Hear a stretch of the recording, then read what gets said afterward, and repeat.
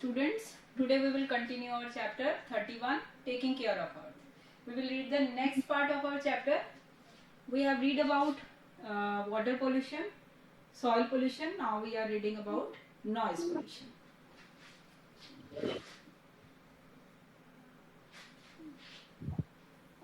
Big towns and cities are crowded with cars, trucks, buses, machines, alarms and sirens. Whenever vehicle horns and machines make loud blaring sound, they cause noise pollution.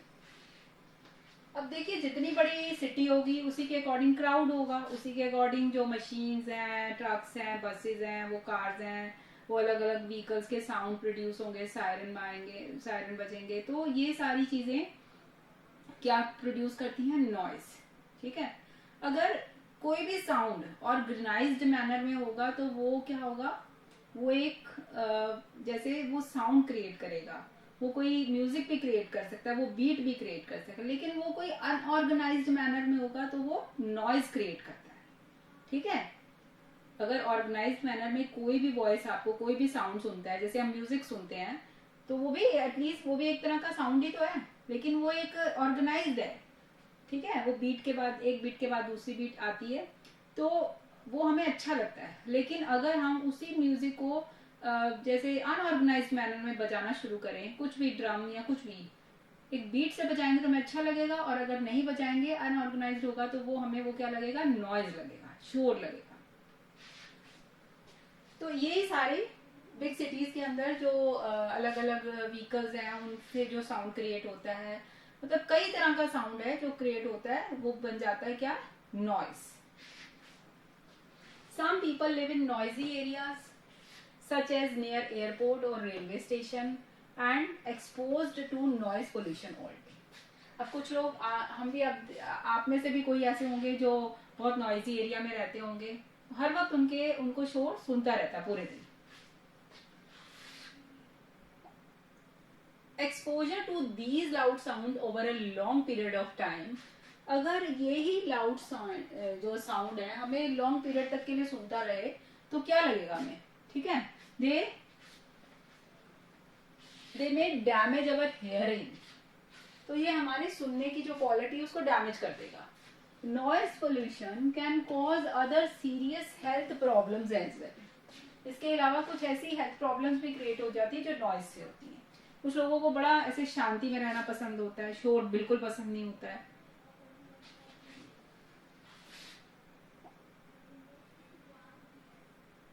अब ये है,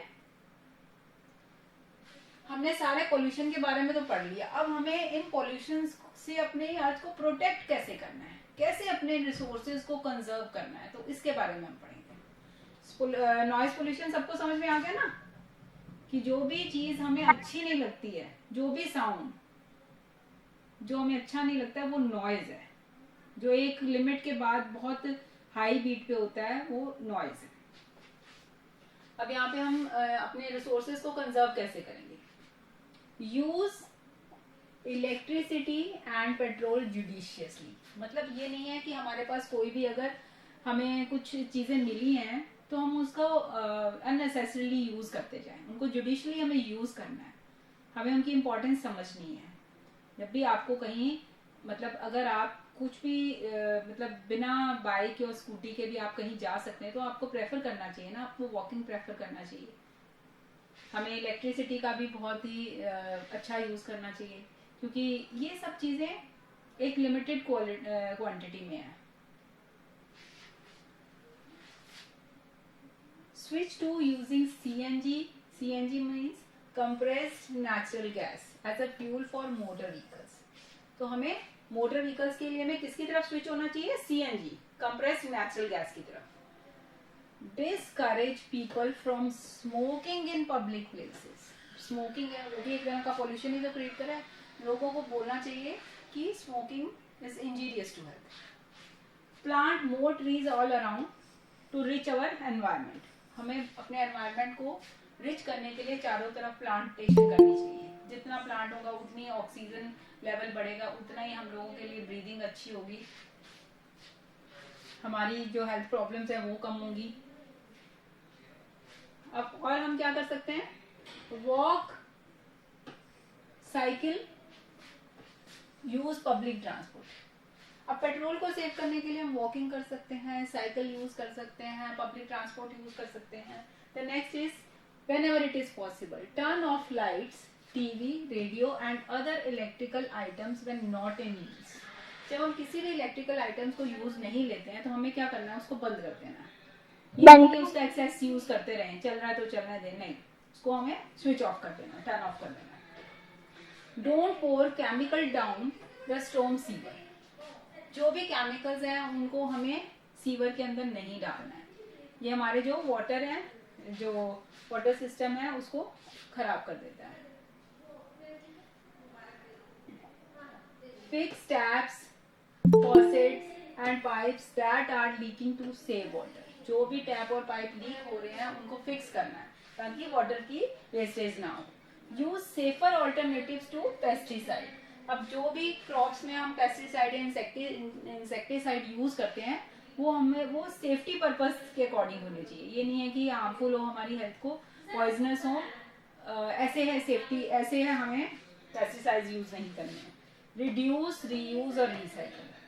हमें 3R की policy पे जाना चाहिए, reduce, reuse और recycle. मतलब चीजों को हमें रिड्यूस करना है, कम करना है, उसको वापस रीयूज करना है, फिर रीयूज होने के बाद अगर उनको रिसाइकलिंग के प्रोसेस पे भेजना है। ये नहीं कि हम उसको वेस्ट बना दें।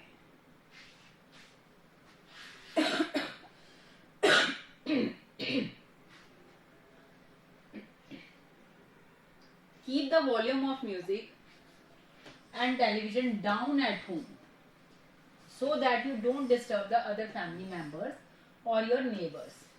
जो आप जब भी आप टीवी देख रहे हैं या आप कोई म्यूजिक सुन रहे हैं तो उसका वॉल्यूम डाउन रखिए ताकि आपके और फैमिली मेंबर्स हैं या आपके नेबर्स हैं उनको किसी तरह की कोई प्रॉब्लम ना हो, नॉइज क्रिएट ना हो।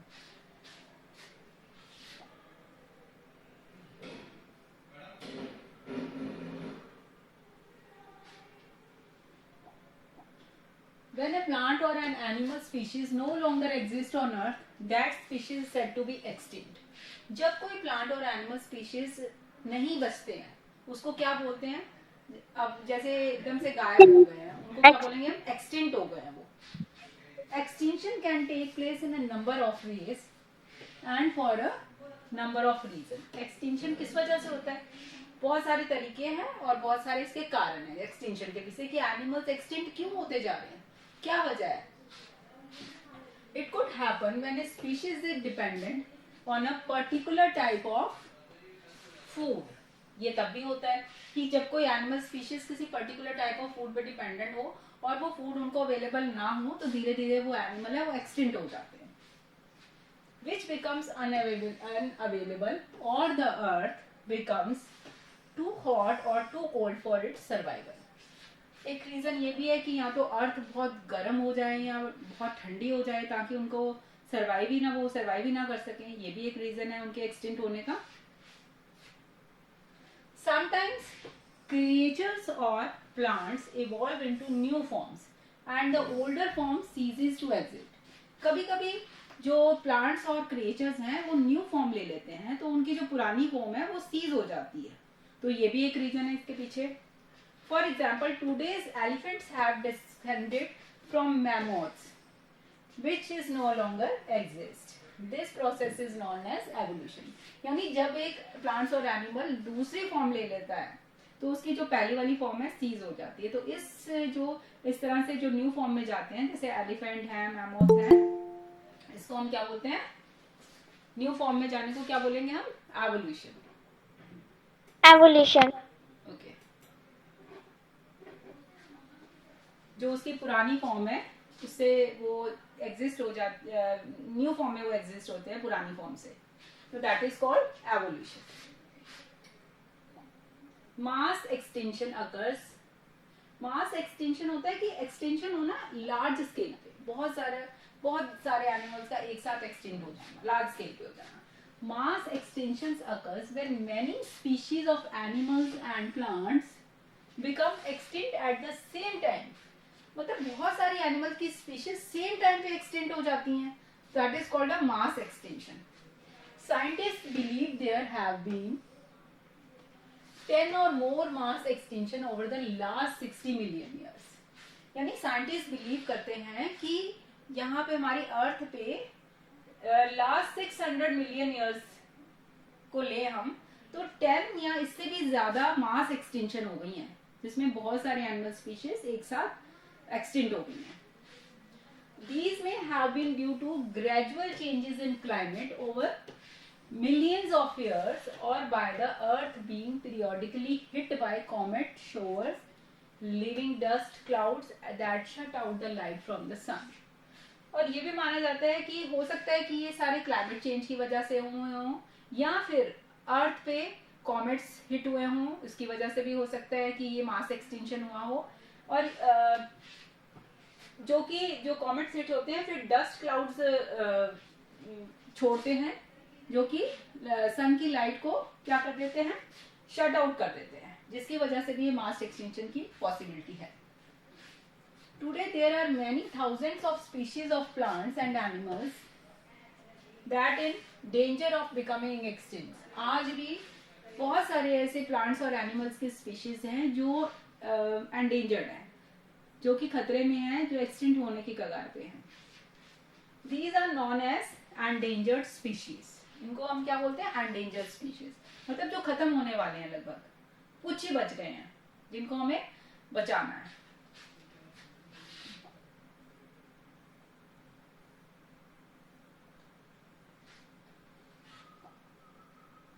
Species often become extinct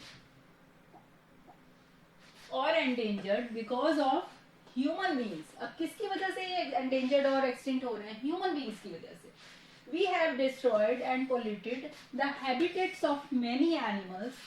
we have hunted down 3 bird, the dodo, the passenger pigeon and the giant moa to extinction. अब ये ह्यूमन एक्टिविटीज की वजह से ये एनिमल्स और जो एंडेंजर्ड हो गए हैं, क्योंकि हमने जो बर्ड्स हैं, दो डोडो, द पैसेंजर पिजन और द जायंट मोआ, उनको हमने हिट किया है, उनको हमने हंट कर लिया है, शिकार किए हैं उनके, तो वो खत्म हो गए हैं. बहुत सारे हमने मतलब उनके ट्रीज, उनके घर, उनके हैबिटेट्स को हमने सारा डिस्ट्रॉय कर दिया है, जिसकी वजह से वो एनिमल एक्सटिंक्ट हो गए हैं, क्योंकि उनके रहने की जगह नहीं बची और वो एक्सटिंक्ट हो गए. Large mammals such as elephant, rhinos and giraffes, जो लार्ज मैमल्स हैं, बड़े बड़े एनिमल्स हैं, राइनोसिरोज हैं, एलिफेंट्स हैं, जिराफ्स हैं, आर थ्रेटन टुडे. अभी भी उनको थ्रेटन किया जाता है, उनको परेशान किया जाता है. This is because their habitats have been destroyed and they are hunted by poachers for their meat, skin, horns and tusk. अब इन एनिमल्स को उनकी मीट, स्किन, उनके हॉर्न्स के लिए या उनके टस्क के लिए उनको हंट किया जाता है, उनको तंग किया जाता है. तो इस तरह से वो भी एंडेंजर्ड हो जाएंगे, वो भी खत्म हो जाएंगे. Jaguars, snow leopards, tigers, bears, and even members of the ape family are now extinct in many of the areas. जो ape family के members हैं, jaguars हैं, leopards हैं, ये भी सारे हैं extinct होते गए हैं, होते जा रहे हैं, जहाँ पे वो पहले रहते थे, which they once lived. Many of these creatures need a large territory in which to hunt and breed. इनमें से बहुत से ऐसे क्रिएचर्स हैं, इनको लार्ज टेरिटरी चाहिए जिसमें वो जिसको वो हंट कर, जहाँ पे वो अपने आप को ब्रीड कर सके, अपने जैसे और पैदा कर सके. And encroaching cities, towns and farms have made this impossible. अब जैसे सिटीज और टाउन्स बढ़ते जा रहे हैं, तो ये सब चीजें उनके लिए इम्पॉसिबल होती जा रही है. कहाँ पे एनिमल्स रहेंगे, क्योंकि फॉरेस्ट को क्लियर करके टाउन और सिटी की फॉर्मेशन होती जा रही है. तो इस तरह से उनके जो वो होमलेस हो गए हैं और इस तरह वो एक्सटिंक्ट हो गए. Frogs, reptiles and fish are endangered by the draining of wetlands. अब जो इस तरह के जो वाटर एनिमल्स हैं वो भी एंडेंजर्ड होते जा रहे हैं, क्योंकि ड्रेन होते जा रहे हैं वेटलैंड. ड्रेनिंग ऑफ वेटलैंड की वजह से pollution of waterways, water pollution इतना ज्यादा बढ़ गया कि वो भी सर्वाइव नहीं कर पा रहे हैं. Destruction of rain forest and also by smuggling. ये सारे रीजन है डिस्ट्रक्शन ऑफ रेन फॉरेस्ट या स्मगलिंग है, जिसकी वजह से हमारे जो एनिमल है एक्सटेंड होते जा रहे हैं.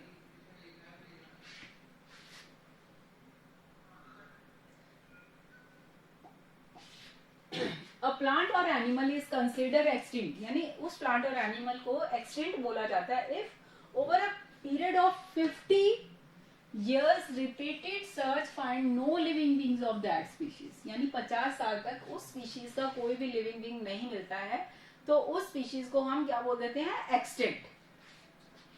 Before that stage it is classified as rare और एट रिस्क, और 50 ईयर से पहले उसको किस स्टेज पे लाया जाता है, रेयर और एट रिस्क स्टेज पे, और आफ्टर 50 ईयर्स वो एक्सटिंक्ट हो जाते हैं अगर उनकी स्पीशीज नहीं मिलती हैं. कंजर्वेशन, बचाने के लिए हम क्या करेंगे. Today most countries are working towards conserving and preserving their native flora and fauna. Flora and fauna पेड़ पौधे हमारे जीव जंतु हैं, इनको प्रिजर्व करने के लिए बहुत सारी ऐसी कंट्रीज हैं जो वर्क कर रही हैं. The setting of marine parks, national parks, reserves and wilderness areas has helped to conserve many plants and animals.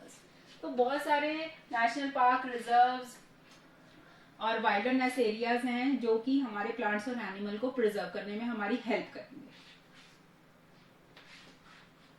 Otherwise would have become extinct, अगर ऐसा नहीं हुआ तो वो सब क्या हो जाएंगे, एक्सटिंक्ट हो जाएंगे.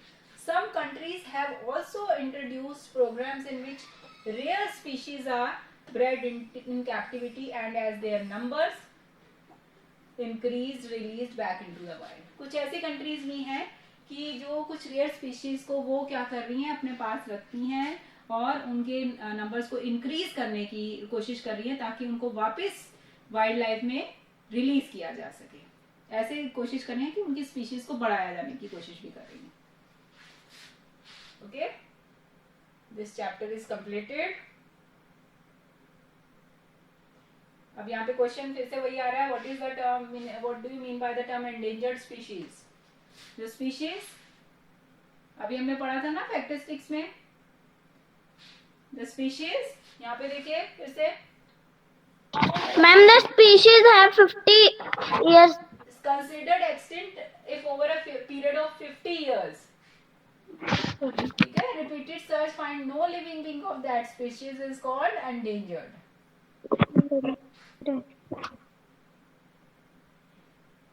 Apart from human interference, what else can cause animal extinction? अब कौन कौन सी चीजें हैं ह्यूमन इंटरफेरेंस के अलावा भी, कौन कौन सी चीजें हैं जो कि एनिमल्स के एक्सटिंक्ट होने में हेल्प करती हैं. यहाँ पे हमने पढ़ा था ना, उनको हंट करते हैं, बहुत सारे ऐसे हैं, बहुत सारे एरियाज हैं, मतलब सिटीज और अर्बनाइजेशन की वजह से भी एक्सटेंड हो रहे हैं, उनके हैबिटेट्स भी ले लिए गए हैं पॉल्यूशन की वजह से, और भी बहुत सारे रीजन हैं जिसकी वजह से सारे एनिमल्स हैं, फार्म्स बनाने लग गए हैं हम, टाउन्स की फॉर्मेशन होने लग गई जिसकी वजह से सारे क्या एंडेंजर्ड हो गए हैं. Next question.